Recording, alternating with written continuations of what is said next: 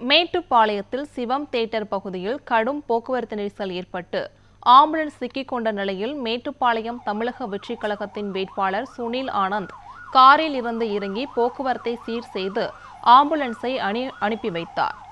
கோவை மாவட்டம் மேட்டுப்பாளையம் சட்டமன்ற தொகுதியில் தமிழக வெற்றிக் கழகத்தின் சார்பில் போட்டியிடும் வேட்பாளர் சுனில் ஆனந்த் பத்ரகாளியம்மன் கோவில் சாலையில் உள்ள சிவம் தியேட்டர் பகுதியில் வாக்கு சேகரிப்பில் ஈடுபட்டு வந்தார்.